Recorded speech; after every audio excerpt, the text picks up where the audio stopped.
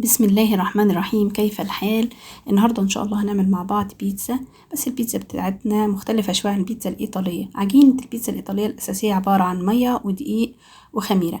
احنا هنحط إضافات، هي نفس المكونات الأساسية دي، بس هنحط إضافات تاني من عندنا علشان ندي قيمة شوية غذائية للعجينة بتاعتنا أو البيتزا بتاعتنا. والإضافات دي اختيارية، لو حابين تضيفوها مفيش مشكلة، مش حابين برضو مفيش مشكلة، لكن هي بتعلي قيمتها الغذائية وبتبقى يعني اللي بياكلها بياكل حاجة شوية مفيدة، مش مجرد بس بيتزا معمولة بعجينة العيش.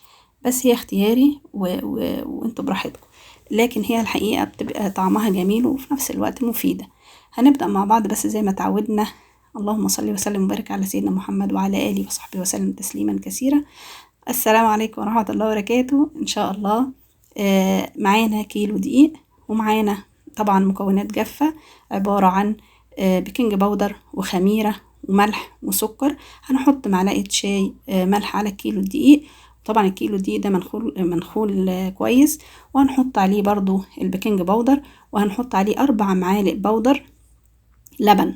4 معالق لبن بودر، بس الحقيقة أنا ما كانش عندي كفاية فحطيت اللي كان موجود عندي، لكن هو الكيلو ياخد 4 معالق لبن بودر. حطينا طبعا زي ما شفتوا الخميرة على السكر على مية كده علشان تتفاعل مع بعضها، وأضفنا بقى المكونات السائلة وهي عبارة عن علبة زبادي وبيضة، وحطيت على البيضة طبعا شوية فلفل أسود طالما فيه بيض، وحطينا حوالي 4 ل5 معالق زيت زيتون، وقلبنا المكونات وحطينا المية بتاعتنا. مية بقى احنا في الصيف فممكن مية تبقى من الحنفية او مية فترة، يعني كسرنا بس البرودة بتاعتها، لكن هي كده كده ان شاء الله مش هتحتاج مية سخنة او دافية قوي. هحط المية بقى تدريجيا. طبعا قلبت المكونات كويس الاول في الدقيق، وبعدين بقى هحط حسب ما تحتاج مية. هعجن فيها، حطيت برضو الخميرة هنحطها طبعا هنا علشان نبقى خدنا كل الحاجات السائلة معانا، وبعد كده نشوف العجينة هتحتاج معانا مية تاني قد ايه. عجينة البيتزا ما بتكونش ولا ناشفة ولا طرية قوي، يعني بتكون زي ما انتوا شايفين كده. بفضل اعجن فيها، اعرف ان هي اتعجنت وبقت كويسة امتى؟ لما تلم معايا، لما هي لوحدها تلم من الحلة اللي انا بعجن فيها او من الوعاء، وتلم من ايدي، يعني متبقاش ايدي ملزق فيها عجين ولا الوعاء اللي انا بعجن فيه عجين، بتلم لوحدها، وهو ده ملمسها زي ما انتوا شايفين كده. طبعا برضو لو بعجن في العجين نفس الفكرة، يعني هي بتكون يعني مايلة للقطرة شوية، لكن مش بتلزق قوي، مش عارفة امسكها واتحكم فيها. على ما نركنها كده بقى تخمر، نبتدي ان اجهز الحشو بتاعها. الحشو زي ما انتوا عايزين. انا هنا حطيت طاسة فيها شوية زيت، حطيت فيهم ورق لورا وشوية فلفل اسود ياخدوا ريحة مع الزيت كده وهو بيسخن، ونزلت بالفراخ اللي انا غسلاها ومقطعاها صدور فراخ مخلية، ونزلت بالبهارات فلفل كمون كزبرة ناشفة شوية ملح، وقلبتهم بس بعد ما خدوا صدمة علشان ما ينزلوش ميتهم. الحشو نقدر نعمل اي حاجة، نعمل سوسج، نعمل جمبري، نعمل تونة، اي حاجة اللي انتوا عايزين بالخضروات. في طاسة تانية نزلت بشوية زيت، حطيت بقى السوسج. طبعا السوسج في ناس بتعمله ني، فما فيش مشكلة، في ناس بتحطه على البيتزا ني مفيش مشكلة، بس انا بحب اديله كده بس ايه، تشويحة خفيفة على النار. انا مش مكترة لان هعمل صينية واحدة منه، وهعمل بالباقي بقى خضار وبالفراخ، بالخضروات وبالفراخ. طبعا هنا شايفين ما شاء الله حجمها الضعف، الجو حر طبعا هي مش مستحملة، خمرت ما شاء الله بسرعة. فانا برضو يعني هي ممكن تاخد خمر من نص ساعة لأقل او اكتر حسب حرارة الجو اللي احنا فيه. احنا طبعا في الصيف فما خدتش وقت. بقطعها بقى القطع حسب حجم البيتزا اللي انتوا عايزينه. انا قطعت الكيلو ده على 5 بيتزات، في منها كبير وفي صغير، ودهنتهم كده، قطعتهم وعملتهم كور زي ما انتوا شايفين، وحطيتهم وغطيتهم، دهنتهم وشهم بالزيت وحطيت من تحتهم زيت، وسبتهم يخمروا مرة تانية. هي اسيبهم حوالي 10 دقايق كده ولا حاجة. هنيجي بقى للصلصة بتاعة البيتزا. الحقيقة الصلصة ممكن تشتروها جاهزة، صلصة البيتزا ممكن تعملوها في البيت، وبتختلف بقى الطرق فيها. انا جبت هنا توم وشوية زيت وقلبتهم كده، مش لازم التوم ياخد لون، وبننزل عليه بالطماطم المضروبة في الخلاط ومتصفية من البذر بتاعها ومن القشر. ممكن تسلقوا الطماطم، يعني تحطوها في مية مغلية كده بس على اساس الحباية سليمة، على اساس تعرفوا تشيلوا قشرها، وتضربوها في الخلاط برضو مفيش مشكلة، وتصفوها من البذر. كده انا عملت الصلصة، حطيت بهاراتها فلفل كمون كزبرة ناشفة، وذرة ملح. شايفين ادي خمرة الكور ما شاء الله، ورفعت وتضاعف حجمها برضو، وبرضو ما قعدتش كتير، يعني الجو حر فما قعدتش كتير. انا كنت مجهزه الحشو بتاعي بقى اللي هحطه على الوش، الفلفل بقى الاخضر والزيتون، زيتون اخضر او اسود زي ما انتوا عايزين، وطماطم شرايح واي حاجه. وفي ناس ممكن بتحب تحط مشروم، تحط مشروم، ممكن لحمه مفرومه معصجه، يعني انا بعملها بلحمه مفرومه معصجه احيانا، او بالفراخ. ممكن تعملوها بالتونه لو اللي بتحبوا التونه، او او بالحاجات اللي انتوا بتحبوها يعني. الصلصة هنا أنا جبت الصلصة طبعا فردت، مش ما شاء الله شايفين اتفردت بسهولة جدا جدا، مش محتاجة، لأن هي مريحة وخمرانة واخدة راحتها. دهنت الصينية زيت وفردت فيها، مش محتاجة نشابة ولا أي حاجة، فردت على الصينية على طول. والأفضل تفردي على الصينية على طول علشان ما تقعديش تنقليها من مكان لمكان وتتبهدل العجينة معاكي. أنا حطيت هنا حوالي 3 معالق كاتشب أو 4 على حسب كمية الصلصة اللي معايا. حطيت كاتشب، حتى اللي انا حطيته قدامكم ده زودته كمان حبه الكاتشب، يعني حطيت حوالي معلقه كمان تقريبا.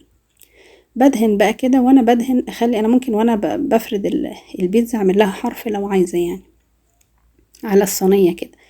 انا بدهن كده الصينيه بالصلصه، بس اخلي بالي مفيش حاجه تيجي على الصينيه، حتى لما جت قطعه مسحتها علشان ما تلزقش مني في الحروف وانا بطلعها. طبعا هي مدهونه زيت الصينيه، فان شاء الله هتطلع معايا بسهوله.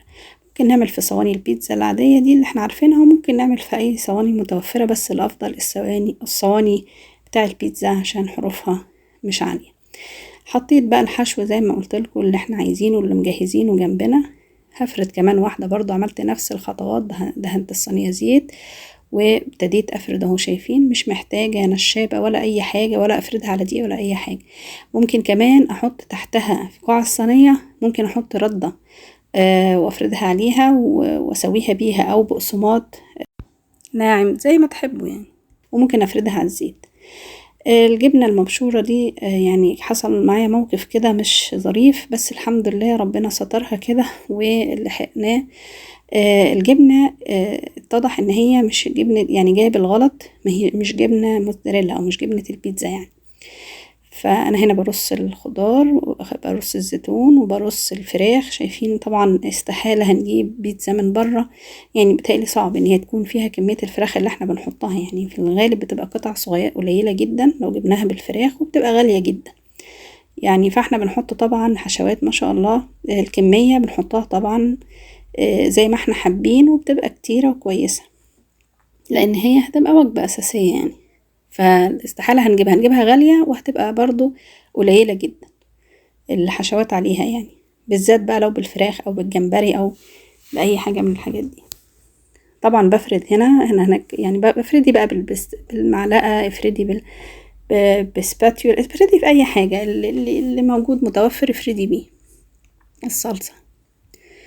حطيت بقى الصلصة كده. عايزة اقول لكم معلومة برضو الحقيقة، الصلصة ممكن اعمل بأي صلصة عندي، يعني انا ممكن اعمل لو انا عندي صلصة عاملاها تسبيكة يعني وفيها توم، او لو مفيهاش توم اضيف عليها توم، وبصراحة بزود عليها كاتشب وبعمل بيها، وبتبقى البيتزا تحفة وجميلة يعني.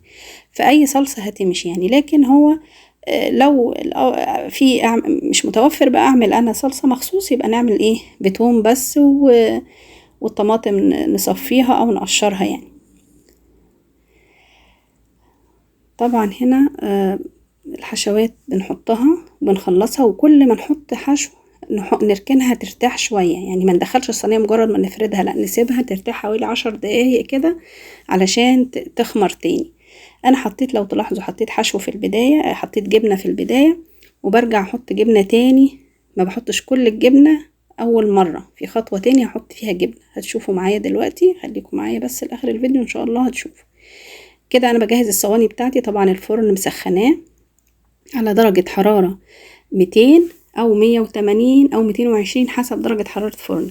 تقدري تعملي الفرن من فوق بس، من تحت بس، على ما تستوي تطلعيها تاخد وش، وتقدري تشغلي من فوق وتحت حسب برضو درجة حرارة فرنك، وحسب بيشتغل فوق وتحت مع بعض ولا لا. يعني لو مش شغال فوق وتحت مع بعض مش مشكلة، شغالي من تحت وطلعي تحت الشواية. انا هنا احيانا بحب ادبل الفلفل شوية، فانا قلت الصينيه دي بقى هدبل لها الفلفل بنقطه زيت كده، وبقلب الفلفل ما بياخدش لون، بس مجرد بس يدبل.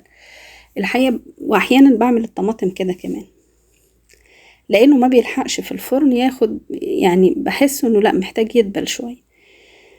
حطيت هنا بقى الصينية التانية بالسوسيس او بالسوسج، وحطيت بقى، انا بعمل ايه بقى، انا بدخل الصينية الفرن تستوي، وهي قبل ما اطلعها بدقيقتين 3 اخرجها وارش عليها باقي الجبنة تاني وادخلها تحت بقى الشواية دقيقتين، الجبنة تسيح معاها واروح مطلعها. يعني بحط الجبنة على مرحلتين، وممكن احطهم على مرحلة واحدة الاخر برضو، بس انا عملتها معاكم المرة دي.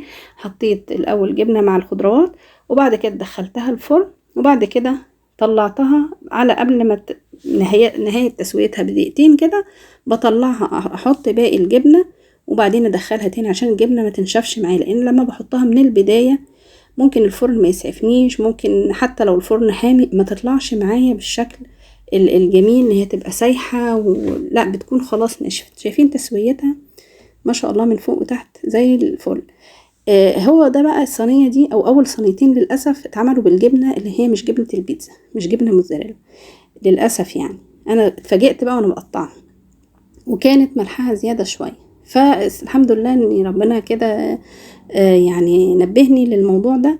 وكان الحمد لله فضل عندي جبنة تاني برضو يعني غيرها، جبنة موتزاريلا بقى بتاعت البيتزا يعني، فبشرتها وعملتها على الصواني اللي كانت لسه ما دخلتش الفرن، لانه كده الواحد يعني ايه كان تعبه بصراحة يروح كده ايه هيضيع يعني. فالحمد لله فضل الله هي كانت متوفرة وموجودة عندي. كنت جايباها برضو قدرا كده علشان هعمل بيتزا يعني، فكنت جايبة دي من ماركت وجبت دي كمان، قلت اجيبها برضو ايه معايا الاحتياط يعني في مرة تانية يعني. فالحمد لله لحقنا الموقف، الحمد لله عدت على خير. بس يعني انا حبيت احكي لكم الموقف، كان ممكن ما ذكرتوش خالص، وكان ممكن وعديت الصينيه اللي الجبنه مش بتمط فيها دي، بس قلت برضو ايه علشان انبهكم للموضوع ده. ممكن اجيب جبنه بالغلط، او يعني وانا بجيب الجبنه اتاكد ان هي الجبنه المخصصه للبيتزا، خاصه لو انا مش في مصر يعني، والجبن بقى اسماء كتير وحاجات مختلفه يعني. دي البيتزا اللي طبعا ما طلعتش بتشد وبتمط بس على فكرة هي كان طعمها جميل، هي بس مشكلتها ان هي ما كانتش بتمط، وطبعا ده مهم علشان التصوير. بس تسويتها ما شاء الله. يعني انا كنت متعمدة اعمل العجينة تبقى سميكة او البيتزاية تبقى سميكة، يعني العجينة بتاعتها ممكن نعملها لو حابينها ارق من كده اعملوها ارق من كده. هتصغري قطعة العجين وانتي بتقرصيها او انتي بتقطعيها وتعمليها تفرديها قوي فرد رقيق، لكن انا هنا متعمدة افردها فرد تخين علشان انا بحبها تخينة كده. بس لو حابينها رقيقة ممكن بقى رفيعا كده، بعملها رفيعا كده لانه في برضو من الاولاد اللي بيحبها رفيعة. فانا المرة دي عملتها سميكة، وبصراحة كانت مستوية وهشة وطرية ومستوية من بره ومن جوه ما شاء الله. كانت يعني طرية، شوف انا حتى بشيل القطعة بسندها بايدي التانية لان فعلا كانت طرية جدا، وطبعا مستوية واخدة لون جميل من تحت ومن فوق، ومستوية من جوه. فدي كانت البيتزا بتاعتنا بكل الاشكال بقى وكل الحاجات اللي احنا عملناها على سمكها كده، مستوية ما شاء الله وجميلة، وفي نفس الوقت هشة.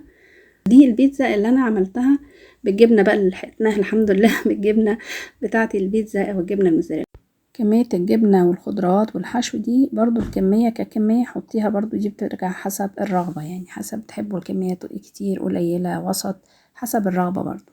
شايفين دي بقى اللي بتمط ما شاء الله، شايفين المطة بتاعتها هي حبل هستك ماشي ورانا، بلمها بايدي يعني لانه مش بيخلص.